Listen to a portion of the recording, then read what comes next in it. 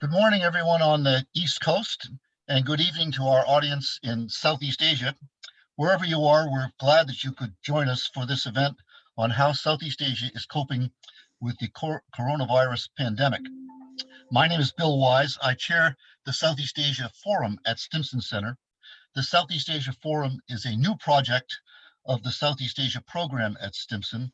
Our mission is to promote, facilitate, and expand the study of Southeast Asia. This is the second Southeast Asia Forum event and our first webinar. We're planning a series of Zoom events this spring to examine the impact of COVID-19 in Southeast Asia. In this webinar today, we want to establish a baseline to ascertain the facts about the spread of the disease, explain initial national responses, and discuss impacts, at least as far as we can see right now, on the region. To discuss the coronavirus pandemic in Southeast Asia, we have a very distinguished panel of experts.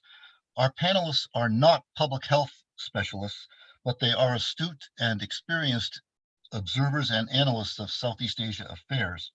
They'll focus on the state of the pandemic in 4 Southeast Asia countries: Indonesia, Singapore, Vietnam, and the Philippines. Our discussion, of course, can extend beyond these countries. 2 important bits of information. First, we'll be taking your questions after the panelists' discussion. And second, this webinar video is being recorded and will be available on the Stimson Center website. Now, let me introduce our panel. To discuss Indonesia, we have Robert Blake. He is Senior Director at McLarty Associates, a global consulting firm in Washington. A career Foreign Service officer, he served as U.S. Ambassador to Indonesia, Assistant Secretary of State for South and Central Asia, and Ambassador to Sri Lanka and Maldives. To discuss Singapore, we have Bilahari Kausikan. He is currently Chairman of the Middle East Institute, an autonomous institute of the National University of Singapore. A career diplomat also, he was Ambassador at Large at the Singapore Ministry of Foreign Affairs from 2013 to 2018. And prior to that, he served as the ministry's in the ministry's Southeast Asia division and as permanent secretary of the ministry. He was previously Singapore's permanent representative to the United Nations and ambassador to the Russian Federation. For Vietnam, we have John Lichtenfeld, who is a vice president at the Asia Group, a Washington consulting firm. John is also a non-resident fellow in the Southeast Asia program at the Stimson Center, specializing in the Mekong region. He's previously worked in Myanmar and Cambodia. Finally, Renee Butch-Miley is president of the Philippine Disaster Resilience Foundation, or PDRF, a private sector disaster management organization that includes the major business groups in the country.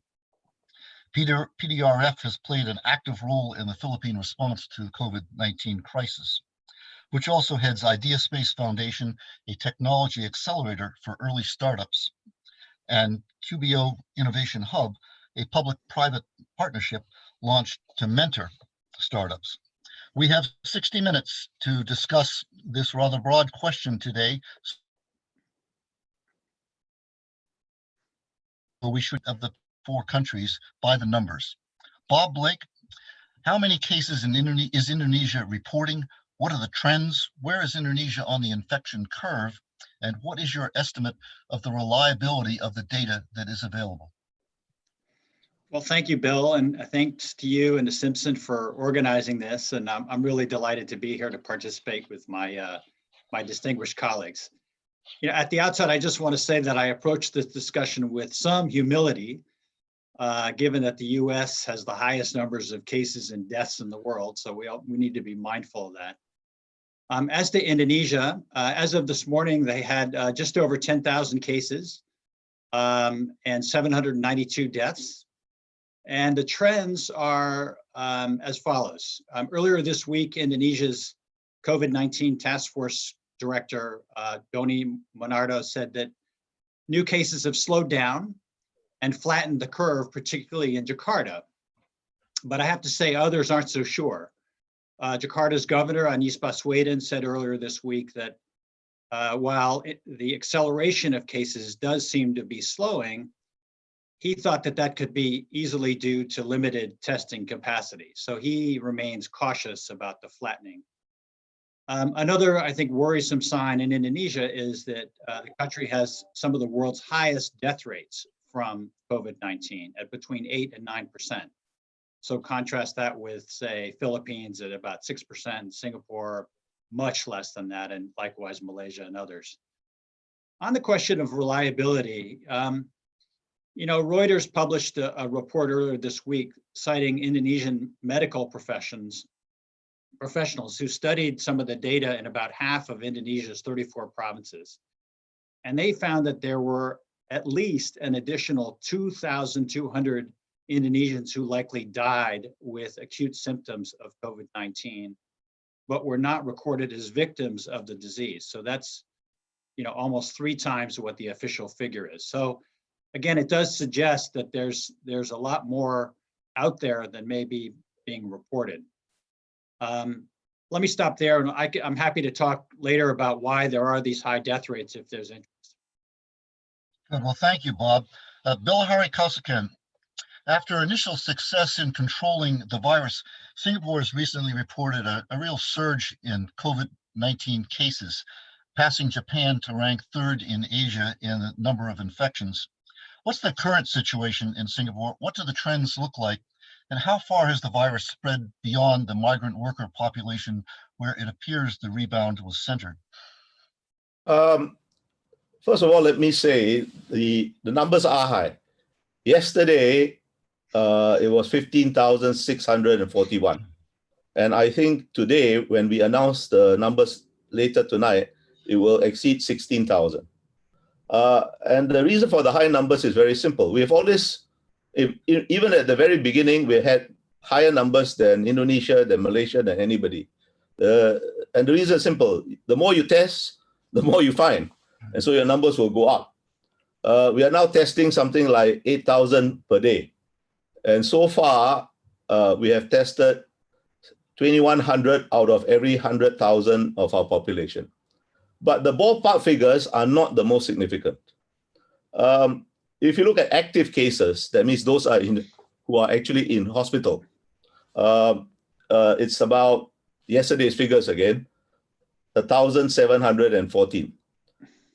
Of that, only 22 are in critical condition. That means they are in the ICU. And we have only had 14 deaths. The vast majority of this between 15 and 1,600 cases are in what we call isolation. That means they are clinically well. They have either no symptoms or very mild symptoms, but they test positive. They don't need a lot of medical intervention or medical care, but they need some medical observation, and they are not in hospitals. There are, I think, as you said, Bill, actually 2 trends. Most of these 1,600,000 infections are foreign workers who live in dormitories, mostly in the construction sector. As of yesterday, of that 15,600 odd, 13,300 odd were foreign workers living in dormitories.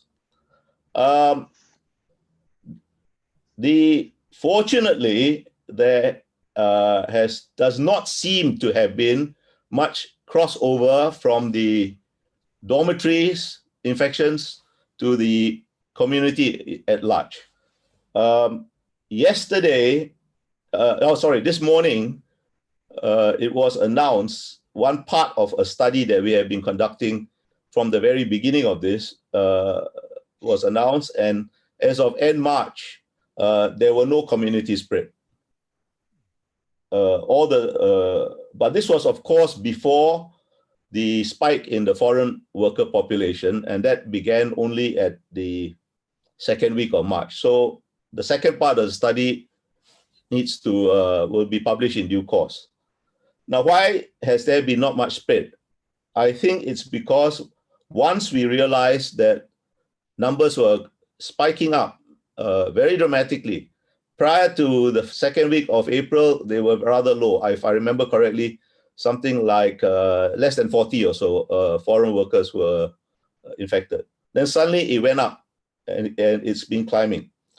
There has been it seems that there is very little spread to the community at large because we acted very quickly to isolate them. They were already isolated because they're living in dormitories, but then they are locked down in dormitories. And within a couple of days, we were able to separate the healthy from the sick, or those who tested positive and those who tested negative. And now you're talking about 300,000 odd foreign workers, mainly in the construction sector, in 43 dormitories. So it was quite a logistic feat. Now, these guys are not allowed out. Most of them are not allowed out. We feed them in the dormitories. We give them entertainment, free Wi-Fi and SIM cards so they can keep in touch with families. And most important of all, they get paid even if they're not working.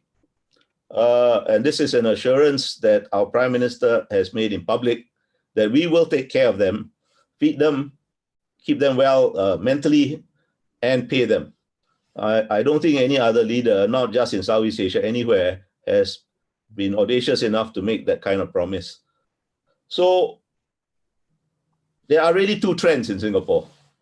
I think we are getting on top of the foreign workers. In fact, I think that's now a second order issue.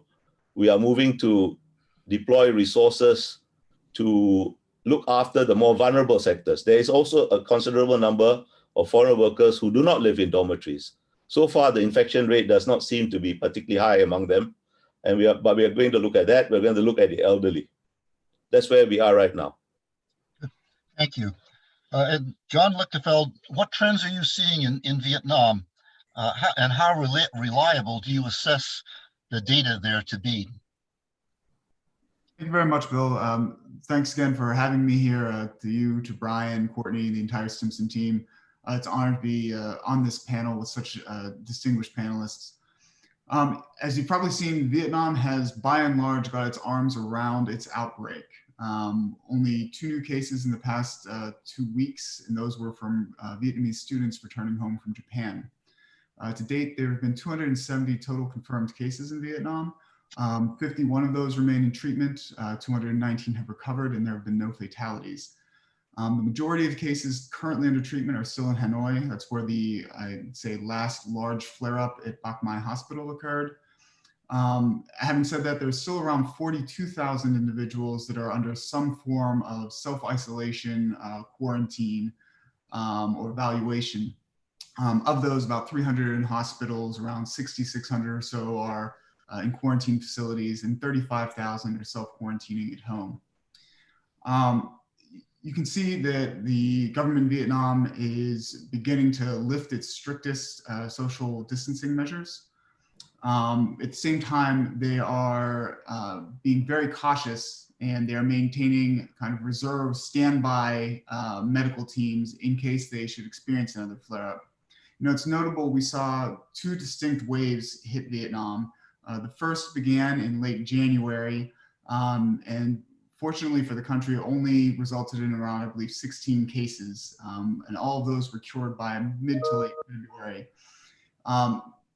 In early March, we began to see imported cases, starting with the return of a young Vietnamese woman from the UK who had been traveling in Europe, who tested positive, then a few others who had returned from Korea, and that led to the most recent outbreak. Looking at the trends, you know, I think the government feels very comfortable with where they are in terms of being able to manage the current caseload. But as I mentioned, they're going to remain extremely vigilant to make sure that they're not suffering from a 3rd or 4th waves as we see additional folks come back to Vietnam and as they open up their businesses. To your question on the reliability of data, you know, there's been a lot of discussion about how small this caseload is and how amazing it is that there have been no fatalities. And it is truly impressive. One thing I'll say is I've spoken to folks on the ground in the government of Vietnam, in private businesses, at the US Embassy, and really across the board. Everybody is fairly confident in these numbers. There may be the odd case that was asymptomatic, that was missed somewhere, you know, remote in the country or something along those lines. But generally, everybody that I've spoken to believes these numbers are very reliable and do really accurately reflect the success Vietnam has had in stemming the spread of the disease. So Vietnam remains something of, an outlier in the region, and we'll talk a little bit more about that as we move along. But let's move now to the Philippines. And Butch Miley, PDRF collects, evaluates, and provides to its member companies data about the infection rates and mortality rates, and government and private sector response, and so forth. What does your data show about COVID-19 cases and trends, and how confident are you in the data that you're seeing? Well, Bill, let me give you the headline numbers here. We've got 8,488 cases, 568 deaths, and 1,043 recoveries. The infection rate is about 7.86 per 100,000, and the fatality rate is 6.96. The problem, though, is the lack of accurate data. We just haven't tested enough, and that's the problem. The rate of testing is pretty low. The government rate for testing hovers around 4,000. It dips below that. It goes above that sometimes. And out of a total population that has been locked down since about March 17, the island of Luzon, 46 to 58 million people, we've tested around 58,000, which is really low. And so we just don't have accurate data in terms of where we are on the curve or what the curve looks like. So what the government has done is they've reached out to the private sector to ramp up our testing capability. And the goal is to eventually reach 30,000 tests per day. But it'll take some time. But a lot of the private hospitals have formed a network, and they're rushing projects to put standalone labs or COVID annexes, even mobile labs, and deploying them as quickly as we can so that we can assist the government. The Red Cross as well contributes about 5,000 to 10,000 tests per day. But that's the main problem, is that we need more accurate data in order to make the right decision in terms of when we can reopen the economy. Thanks, thanks, Butch. Bill Hari, you have already discussed a little bit about the government's response, what has been working, what has not been working. In terms of preparedness, how would you characterize the Singapore government's readiness to deal with this problem? And just another question about that would be public satisfaction. How is there any public opinion survey data about how the public is responding to the government's performance? Okay, I think we were quite prepared. Doesn't mean 100% prepared, but much better prepared than we were 17 years ago when SARS hit us. I was still in government then, and I can remember that we were practically making it up as we went along. After SARS, we put into place facilities, hardware, software as well, procedures, legal frameworks. So we were fairly prepared. Fairly prepared well prepared, in fact, but doesn't mean perfectly prepared. I'll come back to that point. There are internal surveys which show that public trust in government and public satisfaction is still high. I can't share them with you because they're internal, but you can get the same results by looking at people's behavior. We have had a few moments of mass hysteria when people rush out and buy toilet paper. I don't know what's this with toilet paper and COVID-19. It seems to be a global phenomenon, and food and so on. But they calmed down very quickly when the government told them food supplies will be assured. We have the supply chains and food security in hand, because we have been preparing for food security for many decades, not just because of pandemics, because of other kinds of emergencies. So there's been no great disruption, and I think public satisfaction is still high. Where I think the public is getting more worried will be, as time goes by, is not so much the health, but the economic consequences of this pandemic. Will they have jobs?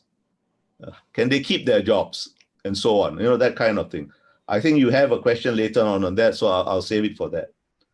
I think one of the things we could probably have done better is, and that's, I think, I'm not, as you mentioned, I'm not a public health expert by any means, but my amateur experience, my amateur opinion is that we probably in the beginning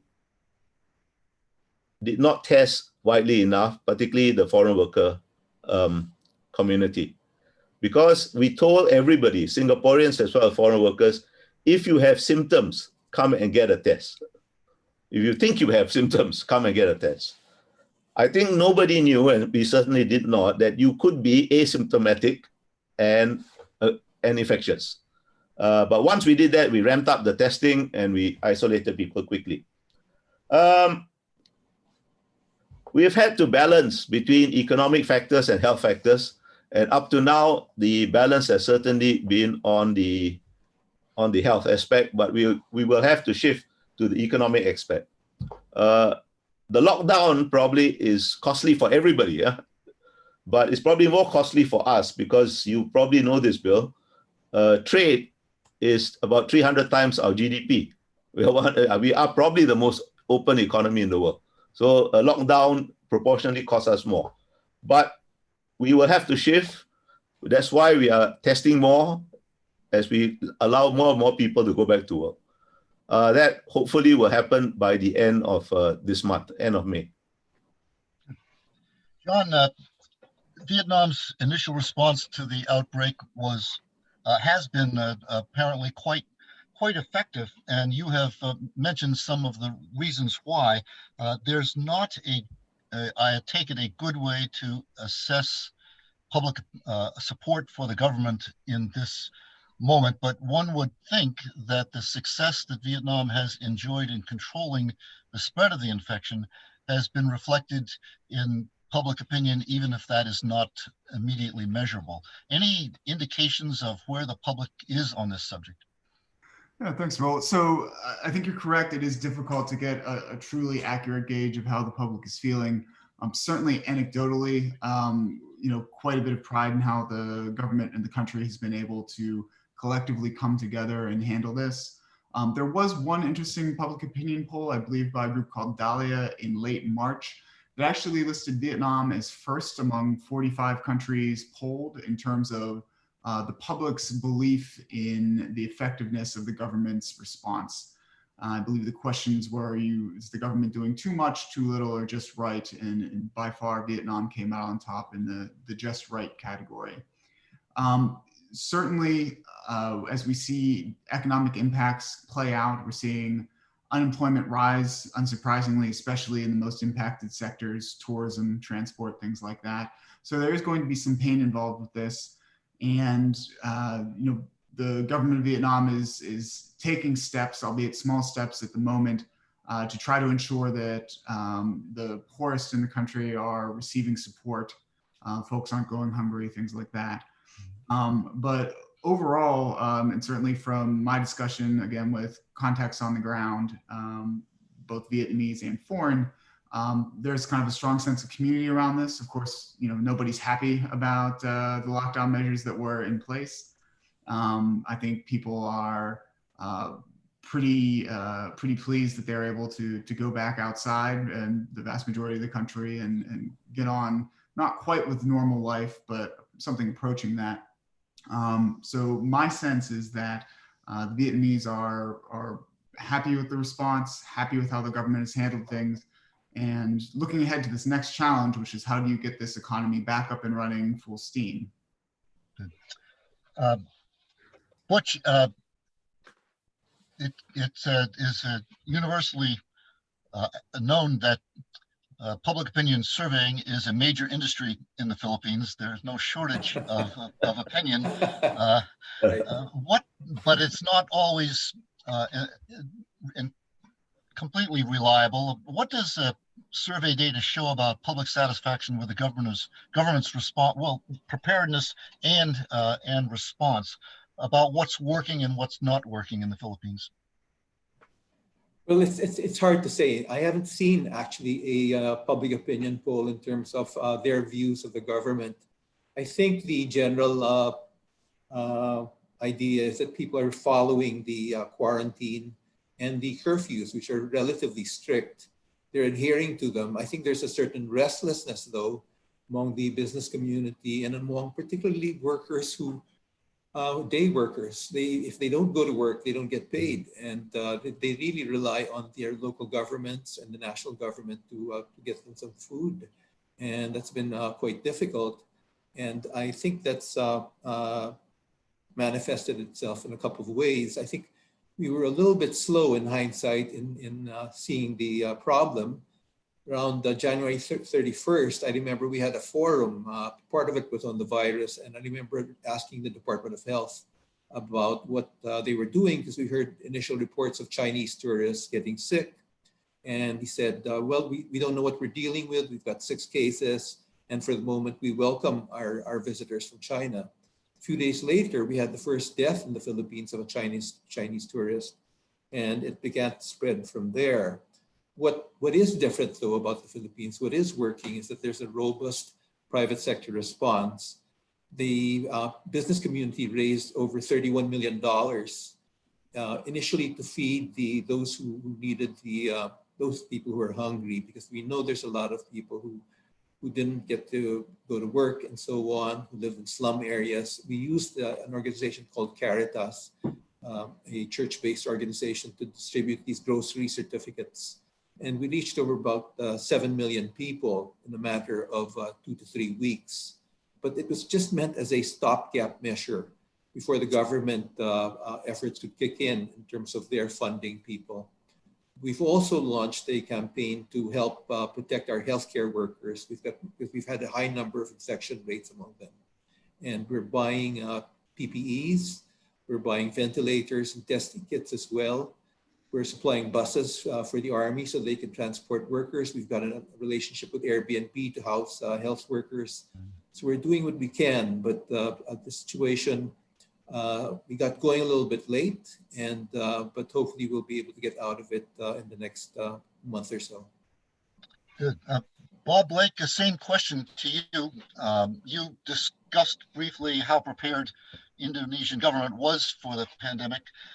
What is the public reaction to the response to both to the threat posed by the pandemic and the perception of how the government has dealt with it? Well, first on the response, I think many Indonesians have been critical of the government for its late and slow response.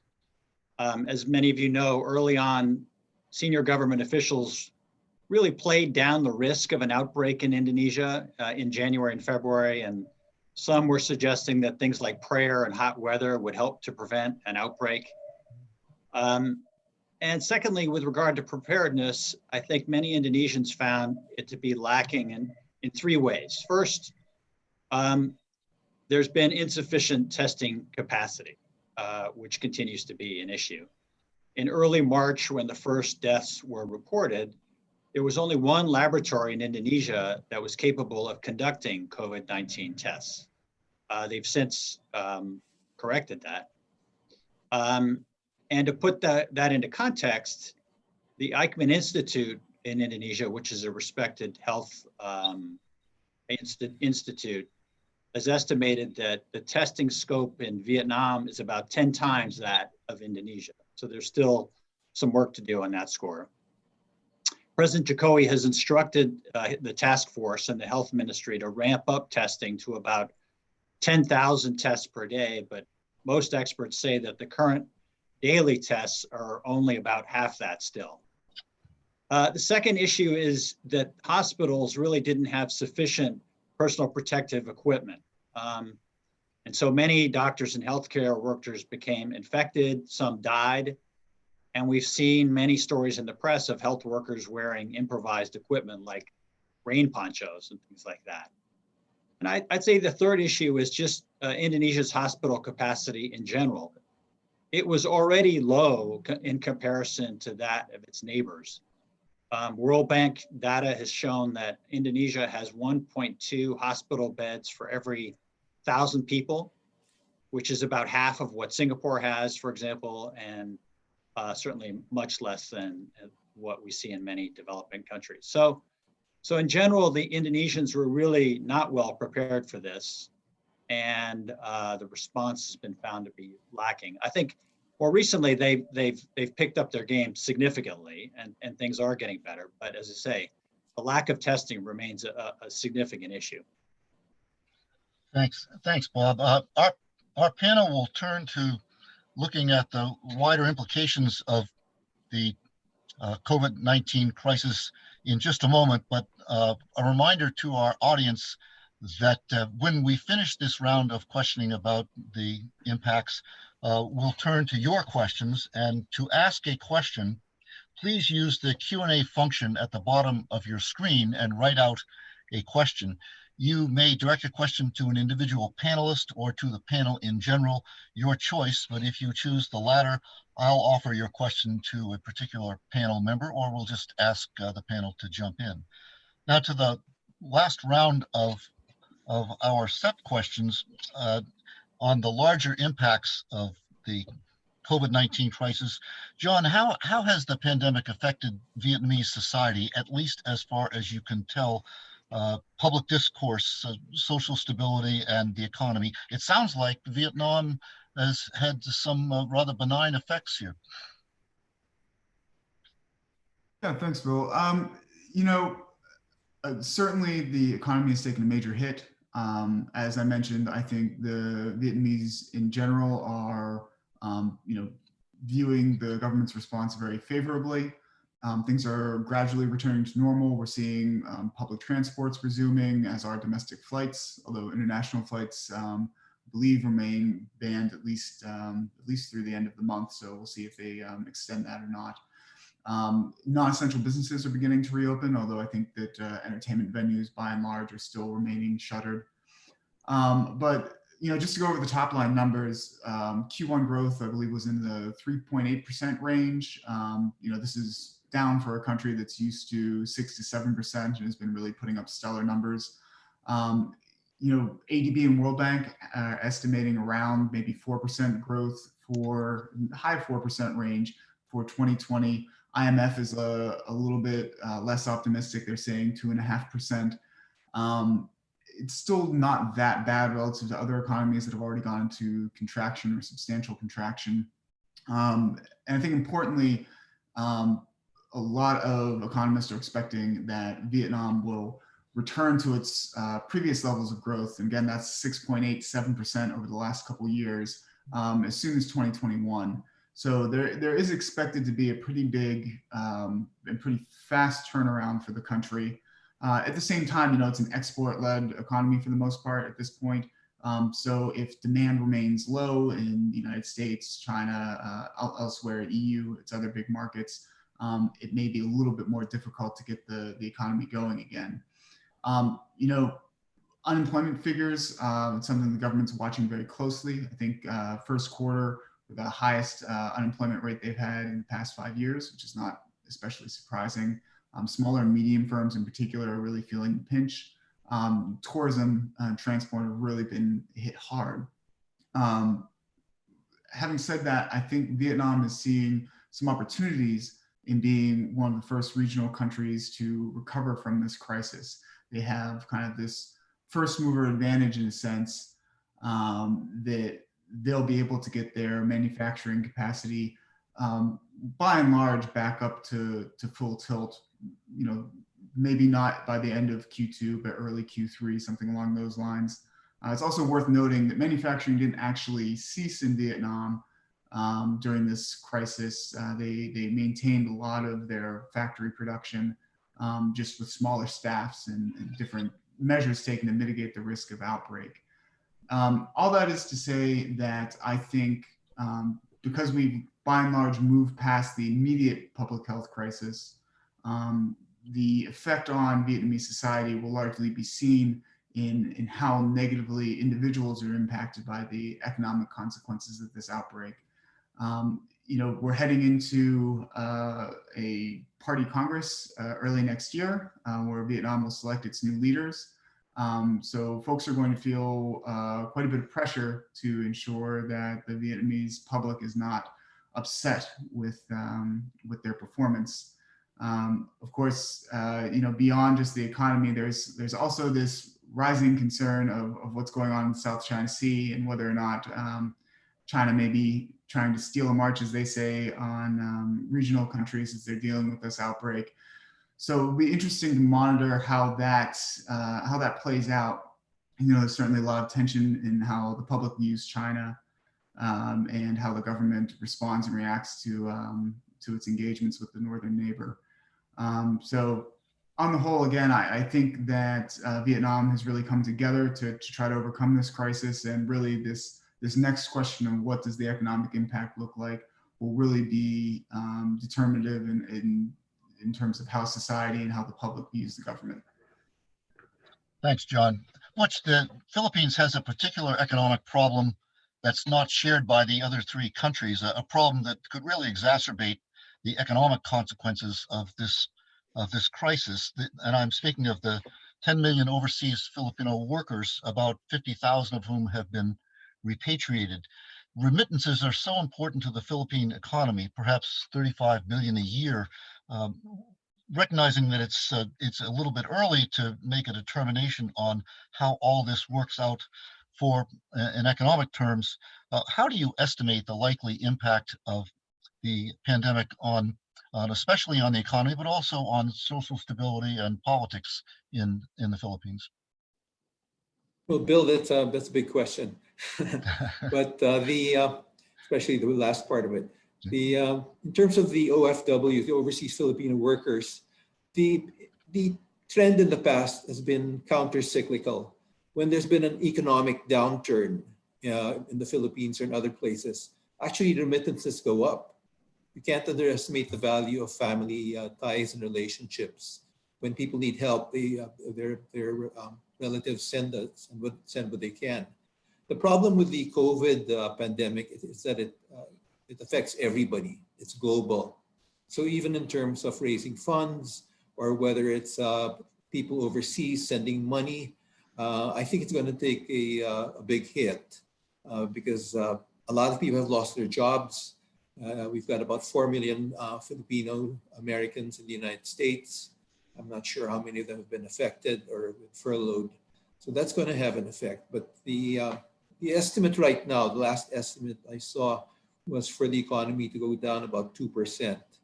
And that may be a bit low because that doesn't take into account just the loss of wages, the fact that you do have clean air now, but that means a lot of the factories are shut. And I suspect we're going to be losing a lot of the economic growth. We used to be at about over 6%, but that's not expected to last. The industries that we're looking at that may suffer the most are, of course, tourism, banking, manufacturing, retail, and all the remittances. So it will have an effect, but we're not quite sure which way it's going to go or how big an effect it's going to have on the country. Now, in terms of the popularity rate, let me just say the president continues to be, I think, popular. Yeah. People tend to follow what he says, and that may not be unanimous, but he retains a popularity rate. Bob, what are the likely short-term, in your view, what are the likely short-term effects of the pandemic in Indonesia, again, on politics, social stability, the economy, and so forth? Well, on the economy, Indonesia's very respected finance minister, Sri Mulyani, said about 2 weeks ago that GDP is likely to shrink by as much as 2% in the second quarter and then experience a further contraction in the third quarter. So I think they're pretty clear-eyed about that. On the question of social stability, I think a lot will depend on how quickly Indonesia can ramp up its testing capabilities and persuade the country to continue to maintain social distancing and prevent new spikes and outbreaks. They've done a lot of good things. They've implemented wide-scale social restrictions on closing of schools and workplaces and religious activities. They banned all travel from the beginning of Ramadan, which is when most Indonesians traditionally return to their villages, which is really a huge deal. But as I say, the challenge will be to continue to contain the outbreak. And it's particularly hard in Indonesia because there's a very large informal economy. Up to about 60 or 70% of Indonesians are employed in the informal sector, mostly because these are small family-owned firms that don't want to register with the government and have to pay taxes. But as a result of that, these people don't have a large cushion and are really under a lot of pressure to try to get back to work and care for their families. I think an additional challenge in Indonesia is that there's a very high incidence of pre-existing health conditions that make Indonesians susceptible to catching the virus. So for example, Indonesia has some of the highest rates of smoking in the world. The rate of male smokers is 75%, according to the WHO, which makes them, of course, very vulnerable to a virus that attacks the lungs. But there's also a fairly high incidence of cardiac disease and hypertension and diabetes, all of which also contribute to greater susceptibility to the virus. So I think the government has announced a number of stimulus packages to help, particularly the poor people, and those will help. I think Jokowi remains personally popular, the president. He was just reelected for a second term, and most Indonesians credit him for being hardworking and honest. But I think we're going to see the same debate playing out that we see in our country and many other countries around the world, which is how do you balance the need to get people back to work while continuing to flatten the curve and hopefully preventing new outbreaks. So again, I think the testing piece of this is going to be particularly crucial in the months ahead. That is indeed the problem for all of us. Bilahari, two separate and quite distinct questions to end this question round with you. First, what is the post-pandemic outlook for the Singapore economy? And second, you follow very closely Southeast Asia-China relations. China has launched a global campaign to influence foreign perceptions of Chinese responsibility for the coronavirus outbreak and the efficacy and the effectiveness of China's response. How is that campaign playing in Southeast Asia? So first, on the economy. Well, as I said earlier, it's not good, right? It's going to be very bad. Prime Minister Lee Hsien Loong a while ago said that in his estimation, it will be worse and more prolonged than the global financial crisis of 2008. And a month or so ago, Prime Minister Mahathir, when he was still Prime Minister, said something to the effect that it's going to be worse than the 1997 Asian financial crisis. Now, when Dr. Mahathir agrees with something a Singapore leader says, it's bad, right? It's just a question of how bad, I won't give you the figures because they don't really mean very much anymore. They're all estimates, they're all guesstimates, they're all negative. But the point I think I need to stress is that we cannot recover until the world economy recovers. And the world economy is certainly in a recession. We just hope it doesn't go into a depression. China has found that it is easier to command a stop to production than to command a resumption of production if there is no external demand. The US is not doing well. Europe is not going to do well. So we don't know how long this will last, but we know we will recover. We have sufficient ammunition to keep us afloat.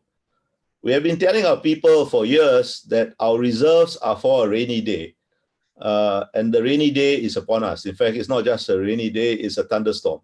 And it may be a typhoon, a global typhoon. But we have the reserves. We can sit this out, last this out. And we are using the time to try and retool our economy. And in fact, we started this even before the pandemic. Because the fourth industrial revolution is going to change things quite fundamentally for everybody. One thing that I have been thinking about is the extent to which supply chains are going to move out of China and therefore move out of Southeast Asia. Some movement out of China was already evident before the pandemic mainly because of US-China trade tensions, and Vietnam was a beneficiary among others. But I think this might accelerate. How much, to what extent, we don't know, and how this is going to affect the regional economy, the world economy, these are all imponderables at the moment.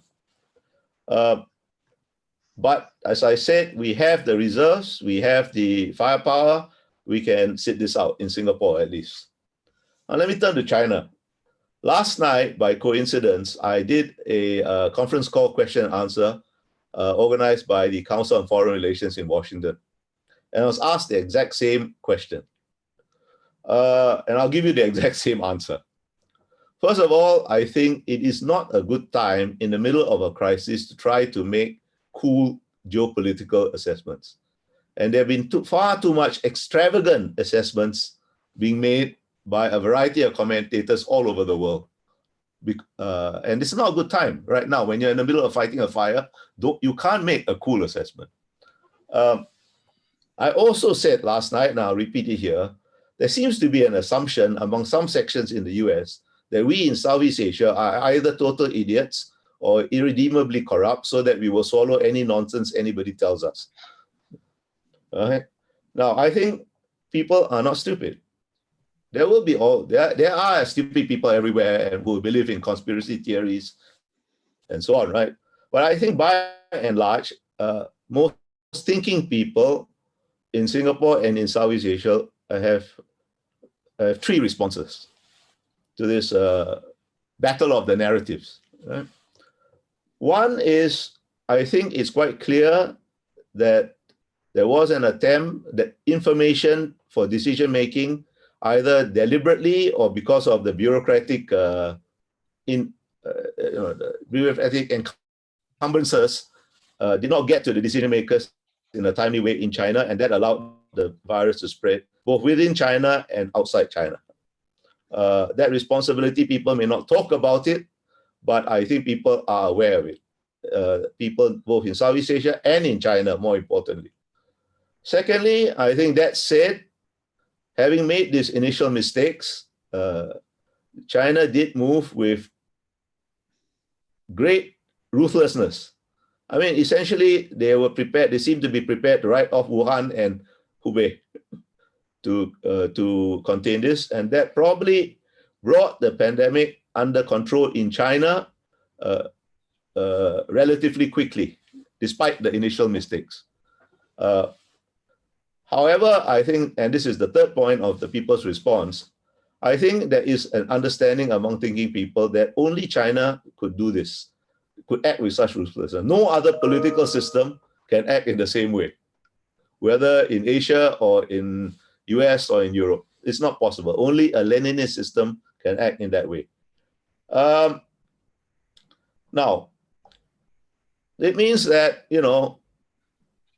responses to China's mass diplomacy, as has been called here and there, are mixed. And I think they will remain mixed. My own guess is it won't shift the needle very much one way or the other, and not permanently one way or the other. It may enhance existing trends, but it will not fundamentally change trajectories. What do I mean by this? I mean that people who are inclined to be sympathetic towards China will be sympathetic towards China.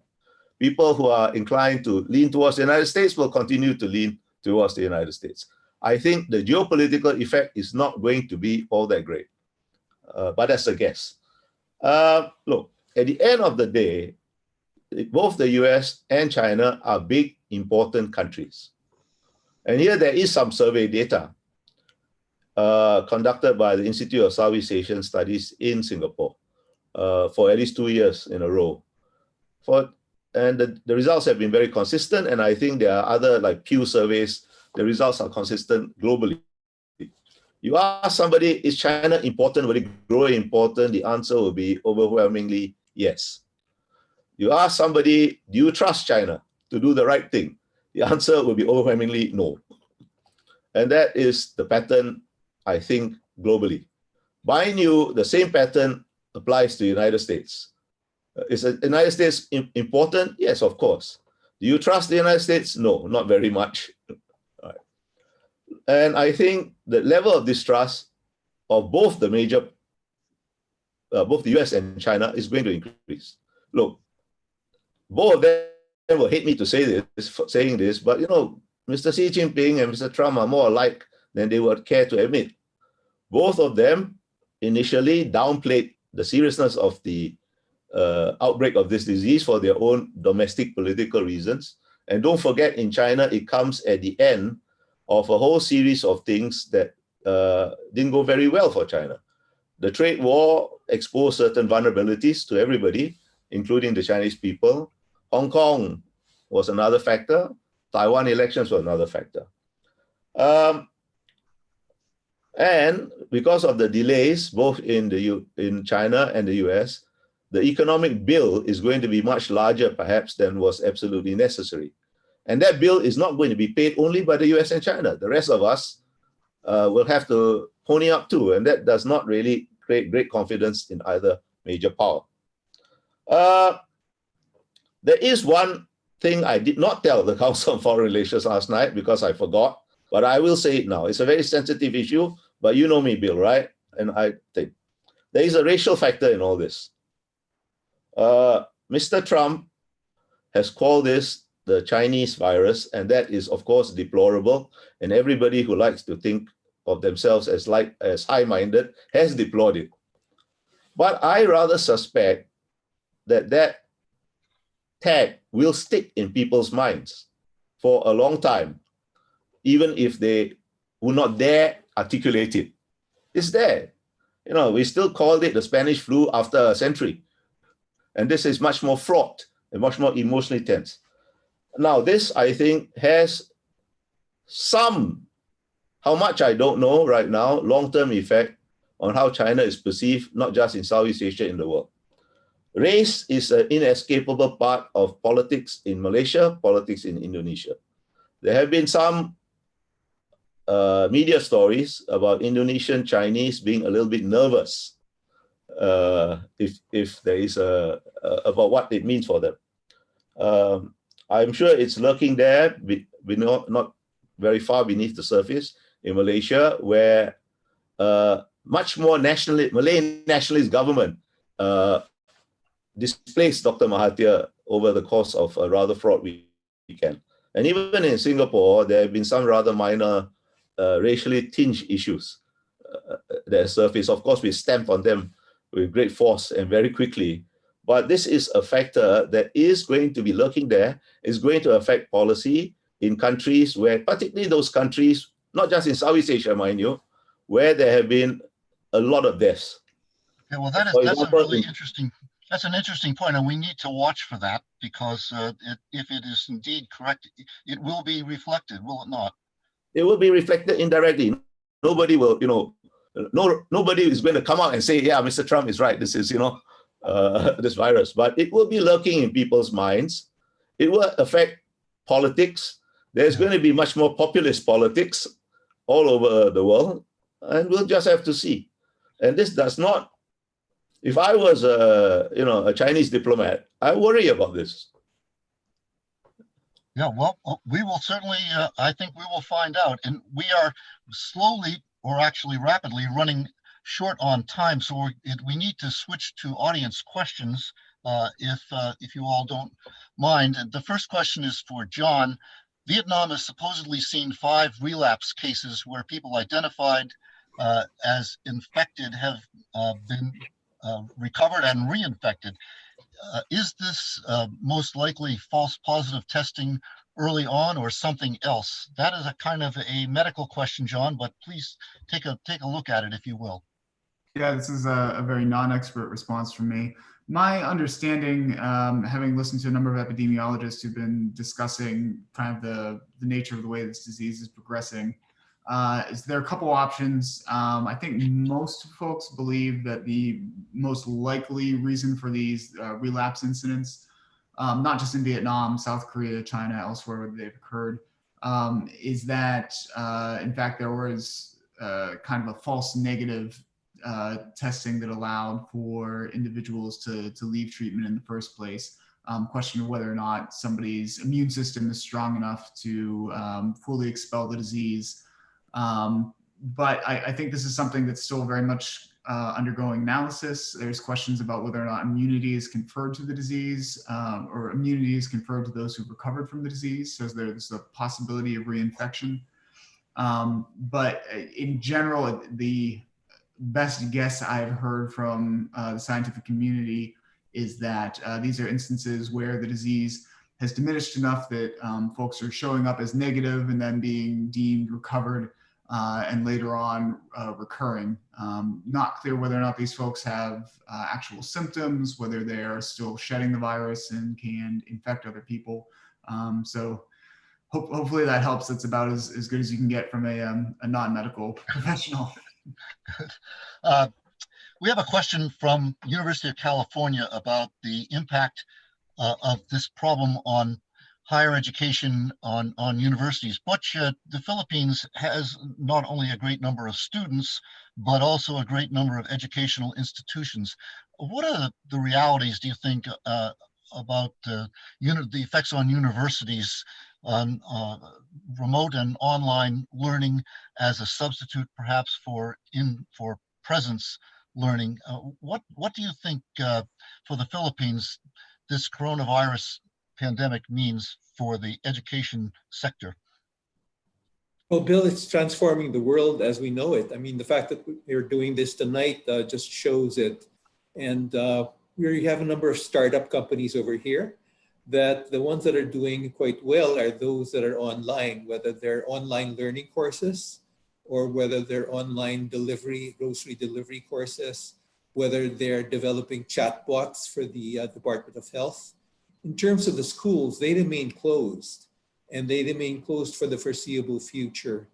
But the impetus for learning, the desire for learning is so strong among the average Filipino.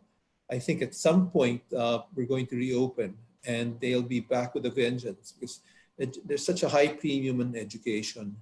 I also want to say, Bill, just to take issue a little bit, I do think there's a difference between the United States and China, both in terms of their values and their ideals, and it's something that we feel deeply.